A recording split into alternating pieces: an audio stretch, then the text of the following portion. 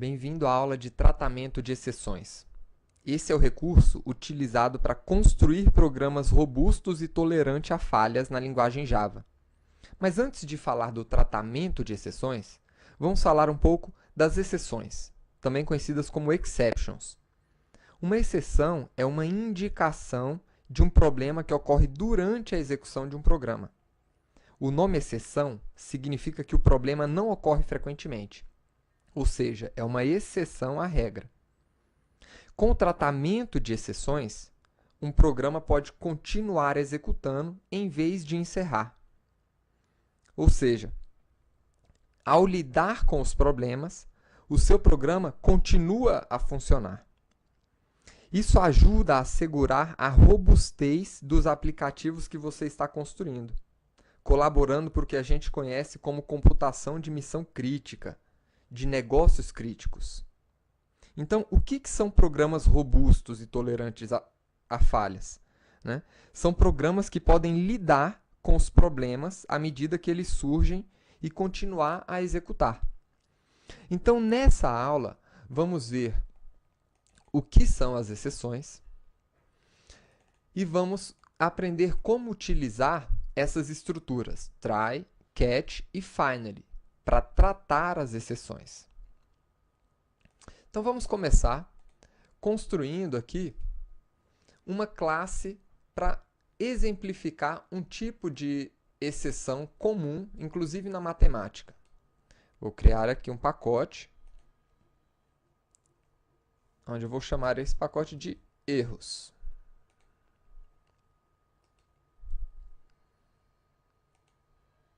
E você vai criar uma classe chamada divide por zero, com o método construtor, aliás, com o método main. Então vamos lá. Na aula de matemática, você já deve ter aprendido que não é possível dividir um número por zero. Isso causa um erro matemático, né? E na linguagem Java, isso não é diferente. Se porventura você tentar executar a seguinte expressão: 1 dividido por zero, isso aqui não é uma operação válida e vai resultar em um erro.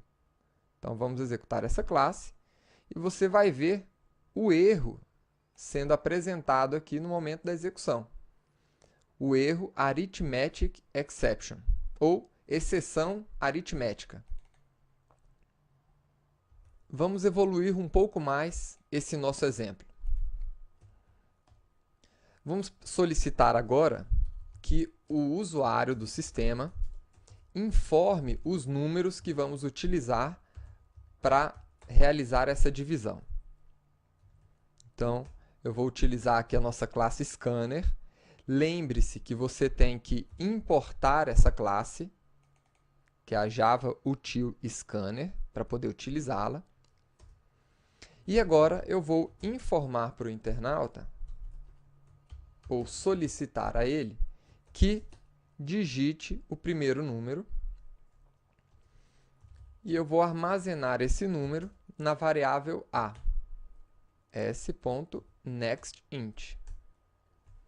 E em seguida, vamos solicitar o número divisor e armazenar o número na variável b.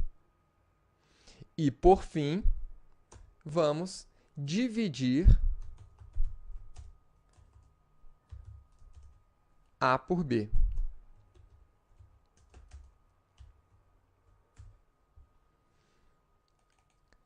Então, ao executar esse aplicativo, se informarmos os números certos, ele consegue fazer a divisão. Mas se, por um acaso, você informar números inválidos, ou seja, ao invés de informar um número inteiro, informar texto, esse método da sua classe Scanner não conseguirá transformar aquele valor. Então, vamos fazer o teste aqui. Vamos informar o primeiro número. 1. Ele consegue. Agora vamos colocar XTI. Então, ele lança para a gente uma exceção, um erro, que é um erro chamado Input Mismatch Exception, né? Ou uma exceção de input, de entrada aqui do usuário. Então, como você pode ver, dependendo da entrada que nós temos, nós podemos conseguir um erro que é o nosso Input Mismatch Exception.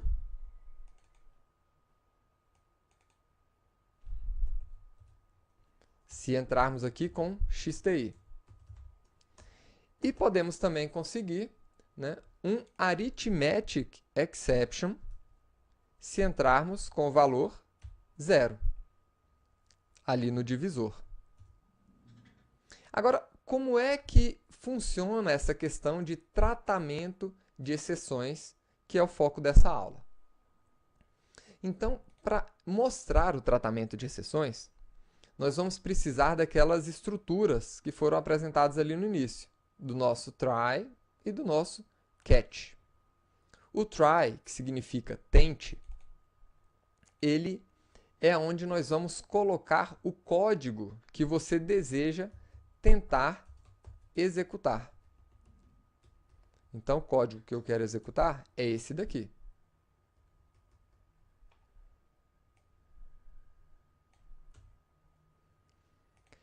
Caso esse código... Então, vamos lá. Se por um acaso esse código ele gerar um erro, eu posso capturar o erro dentro do nosso catch, onde eu vou informar o tipo de erro que eu estou capturando aqui nessa estrutura, e dentro do bloco catch, nós vamos tratar esse erro. Então, o primeiro erro que eu quero tratar aqui é o Input Mismatch Exception, que é o erro de entrada do usuário aqui no nosso scanner. Então, esse aqui é o erro que eu quero tratar. Isso aqui representa uma classe, que eu devo importar essa classe, e eu vou nomear esse erro, vou atribuir ele a uma variável chamada E1. E aqui eu posso importar essa classe para poder utilizar ali dentro, a nossa classe de erro. Então, é assim que eu capturo o erro. Aqui dentro, o erro foi capturado, né? Eu poderia simplesmente informar: capturei erro input mismatch.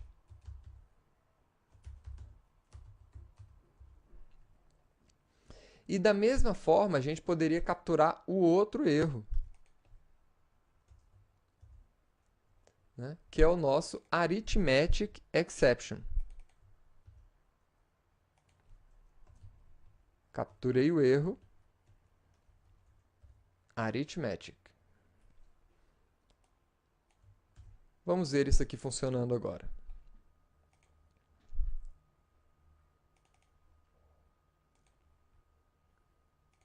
Então, o primeiro número, 1.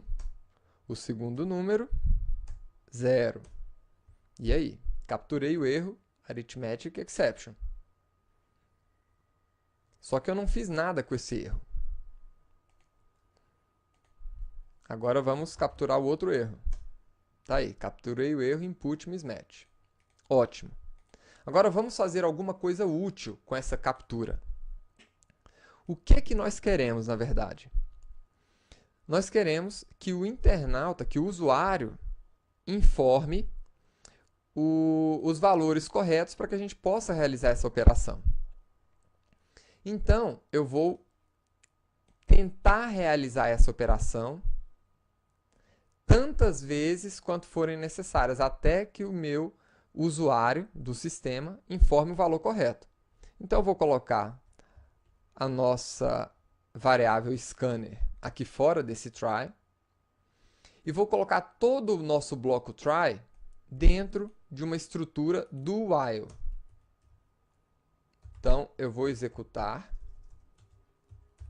essa operação enquanto a minha variável, e aí eu vou criar uma variável aqui para controlar se eu devo ou não continuar. A minha variável sempre ela vai começar aqui informando que eu posso continuar. Mas quando eu terminar de forma bem sucedida a execução do meu try, aí eu passo a informar que essa variável continua, é igual a falso, para que ela não execute mais essa operação. Então, vamos pegar o nosso try catch e colocar aqui dentro do nosso do. Ótimo. Agora, se ele conseguir chegar até essa linha de código, ou seja, conseguir dividir A por B, então a nossa variável continua, passa a valer false, para ele sair do bloco do while. Certo? E agora? Agora nós podemos realizar o tratamento que a gente espera aqui. Se por um acaso o usuário do sistema informar um texto ao invés de um número, então eu posso colocar para ele o seguinte, que os números devem ser inteiros. É a mensagem que eu vou informar para ele. E quando ele informa um número, aliás, um valor que não é um número inteiro, então o meu scanner ele fica, na verdade, aguardando, né, uma operação para liberar a leitura novamente para o usuário. Então, para poder fazer essa liberação, eu vou chamar o método nextLine. Tá? Isso aqui descarta a entrada que deu erro e libera novamente aqui para o usuário.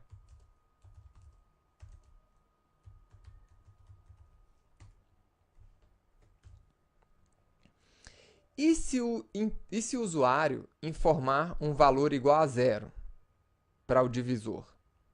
Então, eu vou falar para ele que o divisor deve ser diferente de 0. E pedir que ele continue o processo. Então, vamos ver a execução do aplicativo. Ele solicitou o número, eu vou colocar o número 1, e agora o divisor eu vou informar 0. Então, o divisor deve ser diferente de 0. E pedir o número novamente. Então, vou informar aqui 2, e o divisor, eu vou colocar aqui agora XTI. Os números devem ser inteiros. Perceba aí que agora o sistema consegue tratar esses erros. E por fim, eu vou colocar o número correto. 2 dividido por 2 é igual a 1. E agora sim, ele finalizou o nosso programa. Se nós não tivéssemos feito esse tratamento, então o programa ia ser finalizado automaticamente na primeira exceção que ele encontrasse. Agora nós temos ainda uma última estrutura, o finally. O finally é um bloco que é executado independente se teve ou não erro dentro do seu método. Então, dentro aqui da sua estrutura, try, catch, tendo ou não erro em qualquer ponto do seu bloco try catch, aliás, basta você ter um try, não necessariamente um catch. Se você colocar um finally aqui, no final do seu bloco, independente de haver acontecido um erro dentro do seu try, e você ter capturado e tratado esse erro, o finally sempre vai ser executado. Então, eu vou simplesmente imprimir aqui a mensagem finally executado.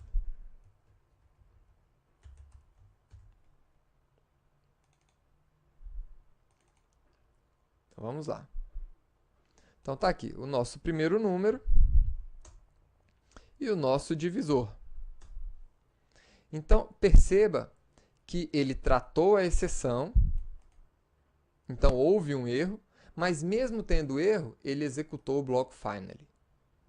Agora vamos executar a operação sem erro. Então tá aí, ele executou todo o bloco, foi bem sucedido nessa execução, e no final ele executou o bloco finally. Esse bloco é utilizado para limpar as suas variáveis, para fechar conexões, né? Fechar streams de dados, que a gente vai utilizar mais posteriormente, quando a gente estiver trabalhando com as bibliotecas de input e output de dados, tá? E de conexão com o banco de dados. Mas o importante é que você saiba que esse bloco finally, ele é executado independente se você teve ou não erro no seu try e se você tratou ou não esses erros. Ele sempre vai ser executado. E ele pode vir mesmo que o seu bloco try não tenha nenhum catch. Ele poderia vir simplesmente aqui junto com o seu try. Poderia ser simplesmente um bloco try finally. E para finalizar essa aula, eu quero mostrar para vocês também um outro atributo do objeto system. Nós temos aqui o atributo out, nós temos o atributo in, que você utilizou aqui, mas nós temos também o atributo error, ou ERR, que significa error, utilizado para imprimir uma mensagem de erro na tela do sistema. Então, esse atributo ele vai imprimir para você simplesmente com uma cor diferente as mensagens de erro. Então tá aqui. 1, 0 e a mensagem de erro ele apresentou em uma cor vermelha aí para você. Tá? Então é isso. Espero que você tenha gostado dessa aula de hoje. Na próxima aula, vamos continuar vendo o tratamento de exceções na linguagem Java. Até lá!